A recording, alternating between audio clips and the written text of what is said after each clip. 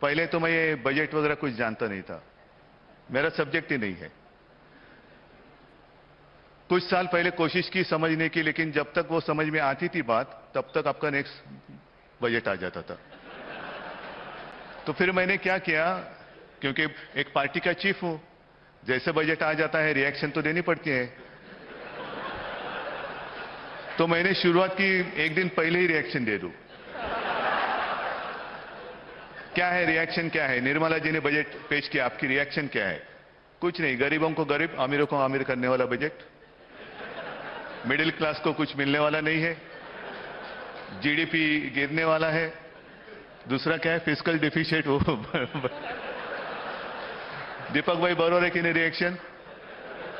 नहीं, अभी आपके सामने वो कुछ बोलेंगे नहीं, लेकिन मेरे कानों में तो वो ही बोलते हैं।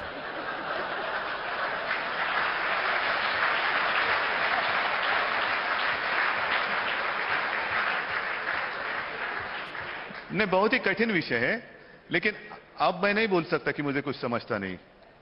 अब तो मुझे वो करना पड़ रहा है, और मुझे मालूम है कि जब स्टेट बजट आ जाएगा तो उसके ऊपर भी यही प्रतिक्रिया आने वाली है।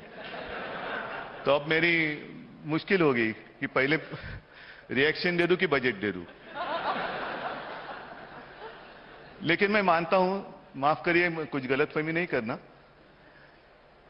जब भी बजट पेश होता है तो सारे लोग थोड़ा धक धक होता है, और टीवी के सामने बैठे रहते हैं, क्या हो रहा है, सब अपने जेब संभाल के रहते हैं, क्योंकि जेब तो कटने वाला है। लेकिन जो सक्सेसफुल फाइनेंस मिनिस्टर होता है वो वही होता है जिसकी जेब काटी जाती है, उसको पता ही नहीं चलता है कौन सी जेब काटी।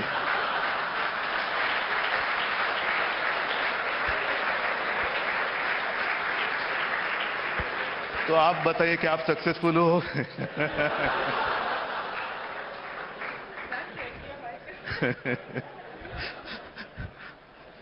नहीं, ये बात सच है कि बहुत ही कठिन है। अपनी इकोनॉमी जो है वो तो वही है, फाइनेंस मिनिस्टर हो या चीफ मिनिस्टर हो, नई नोट तो नहीं छाप सकता, जितना है उसी में सब खेल करना पड़ता है। मुश्किल है, बहुत मुश्किल है। आमदनी तो बढ़नी चाहिए, कारोबार बड़ा होना चाहिए, इंफ्रास्ट्रक्चर बढ़ना चाहिए।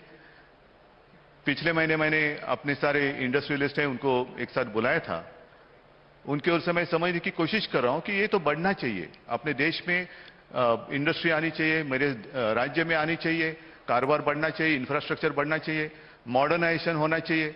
लेकिन साथ में कितना भी आप मॉडर्नाइजेशन की ओर जाएंगे, जब घर वापस लौटते हो तो एक ही, जो मनोज कुमार की पिक्चर, करण भाई, रोटी कपड़ा और मकान, उसी के ऊपर पूरा विश्व चलता आ रहा है। तो हमारा ये कर्तव्य है, मैं आज राज्य का मुख्यमंत्री हूं, आप देश की अर्थमंत्री हो, प्रधानमंत्री जी हैं, मैं पिछले हफ्ते प्रधानमंत्री जी से मिला, कि हम सबका कर्तव्य है कि पूरे सारे देश की जनता हमारे और अपेक्षा लेकर देख रही है, हमसे अपेक्षा है कि ये सब कर रहे, करिए, बजट पेश करिए, लेकिन मेरी आमदनी कैसे बढ़ेगी, अच्छी शिक्षा कैसे मिलेगी। अभी 2-3 साल में हमारे आजादी को 75 साल पूरे होने जाएंगे। क्या हम आज तक हमारी आजादी उन लोगों तक पहुंचा सके हैं जो गांव में रह रहे हैं, जंगल में रह रहे हैं? क्यों अपने देश में भी जो शहर में रह रहे हैं, जो उन्होंने अपेक्षा की थी, क्या उनको मिल रहा है? तो ये सारे सवाल है, कठिन है, एक ही झटके में उत्तर नहीं मिल सकता। लेकिन आप, हम मतलब केंद्र है, राज्य है, और यहाँ आए हुए सारे, उसमें काफी सारे बड़े इंडस्ट्रियलिस्ट है, काफी सारे लोग हैं, और मीडिया भी, अगर हम साथ में हाथ मिलाकर काम करें तो मुझे पक्का भरोसा है, जो हमारा एक सपना है कि हमारा हिंदुस्तान देश की महासत्ता बन सकता है, वो हम बना के रखेंगे। इतनी ताकत इस कंपटीशन में, हम सब साथ में मिलकर अगर उतरते हैं तो पूरे विश्व के नंबर 1 हम बन सकते हैं। मेरा आत्मविश्वास है, और मैं उसी दिन की अपेक्षा करता हूं। सबको शुभकामनाएं देता हूं। जय हिंद, जय महाराष्ट्र।